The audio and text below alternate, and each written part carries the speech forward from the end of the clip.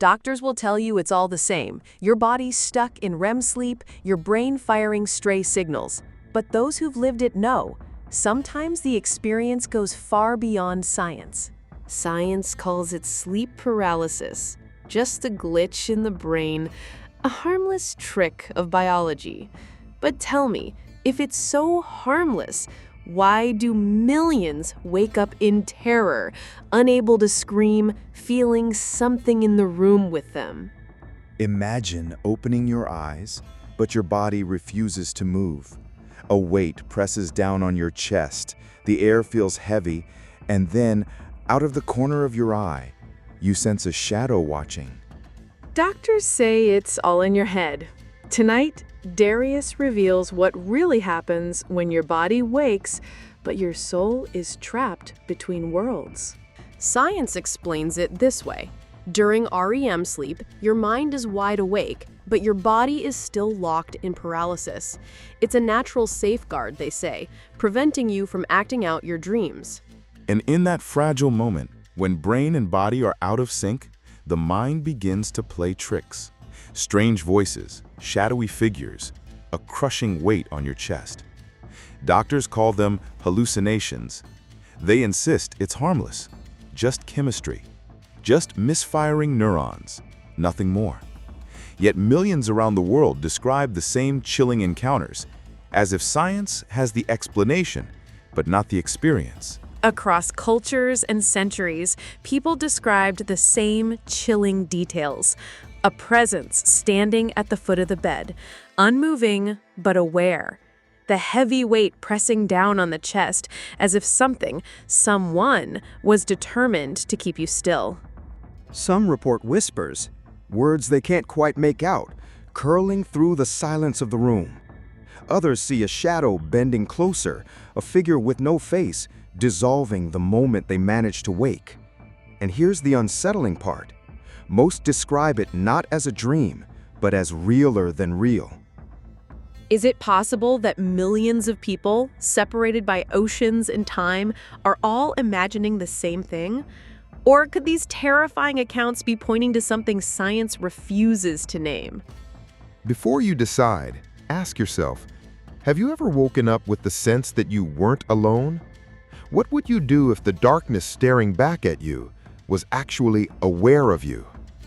Stay with us, because in just a moment, Darius will reveal why these experiences may be far more than a trick of the mind, and why what happens in sleep paralysis might be a doorway you don't want to ignore.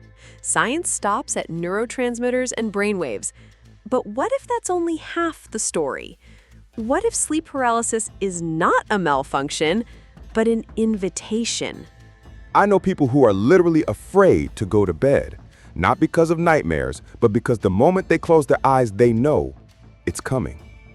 They'll wake up frozen, their body heavy as stone, and the shadows will be waiting. Think about it. How many people in your life avoid sleep because they fear what's on the other side of it?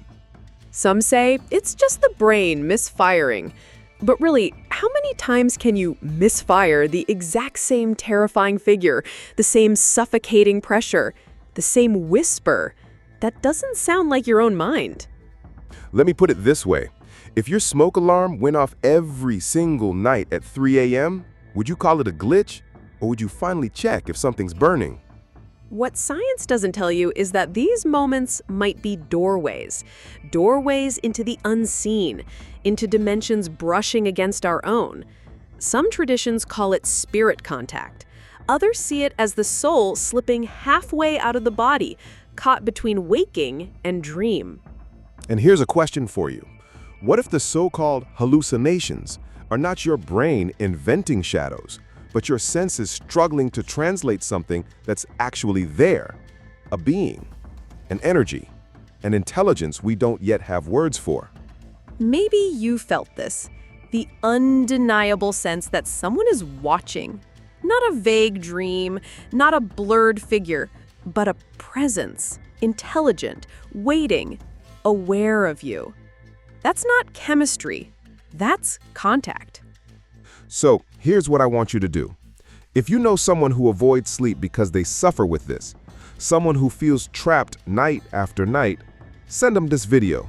Because tonight, Darius will share why these encounters might not be random at all, but messages hidden in the threshold between worlds. And before you scroll away, ask yourself, would you rather dismiss it as a glitch or stay with us and discover why what haunts you in the dark may actually hold the key to a reality science can't yet explain? Doctors will tell you it's all the same. Your body's stuck in REM sleep, your brain firing stray signals. But those who've lived it know, sometimes the experience goes far beyond science. Here are some signs you're experiencing more than a glitch in your nervous system. First, the energy shift. People describe it like electricity in the air, a vibration running through the body. Not fear, not imagination, something palpable, like the whole room is charged. Then, there's the unmistakable presence, not just a vague feeling, but a clear awareness. Someone or something is watching. Some see shadowy figures, others only feel eyes in the dark. And tell me, how can millions describe the same silent watcher if it's only a dream? Another sign, repetition. It happens in the same place, at the same time, in the same position. You lie on your back, close your eyes, and like clockwork, it returns. Is that coincidence or a pattern? And if it's a pattern, doesn't that sound more like contact than chaos? And then there's the lucid awareness. People report being fully awake, their senses sharper than ever. They notice every detail, the hum of the fridge, the shadow on the wall, the sound of their own heart pounding. If this is just the brain misfiring, why does the experience often feel more real than waking life itself? Think about it.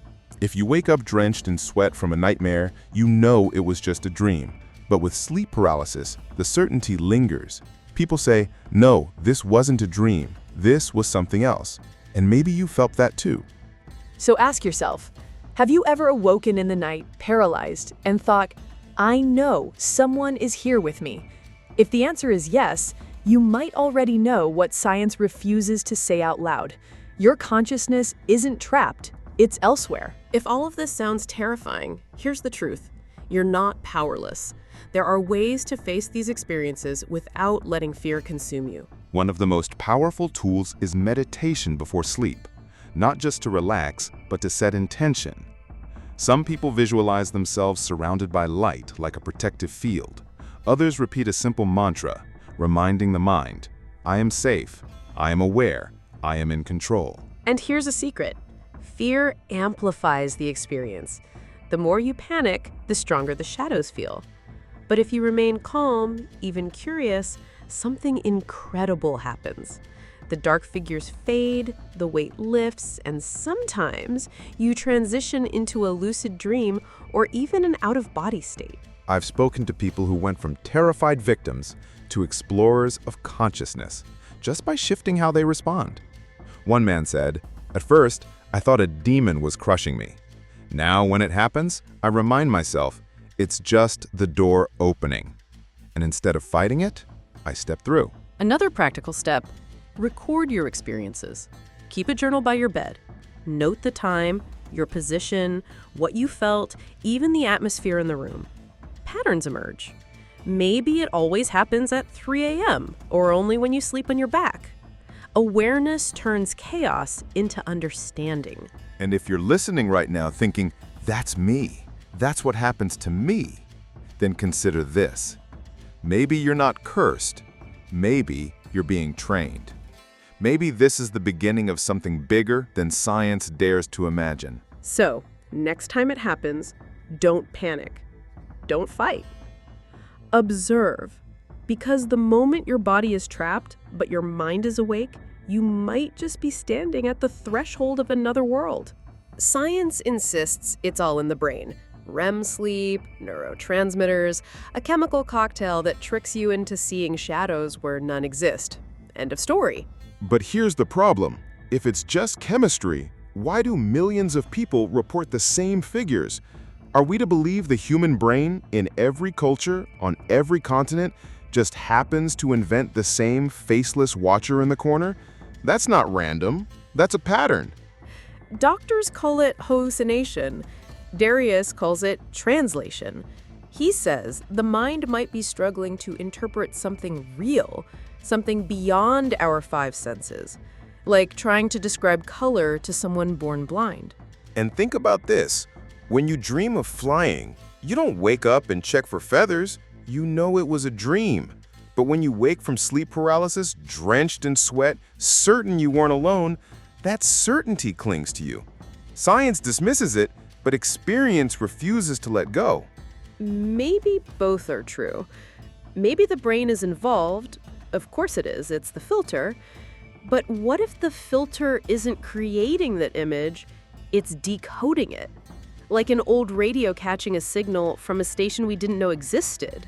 And here's the question I'll leave you with. If science calls it a malfunction and Darius calls it a doorway, which one explains why people still lock their doors at night, not from burglars, but from the shadows they're sure will follow them into waking life? Let me ask you, have you ever woken up frozen, certain that something was in the room with you? Have you felt that crushing weight on your chest or heard whispers you couldn't explain? Or maybe you've heard a friend tell you these stories and you brushed them off as just a dream.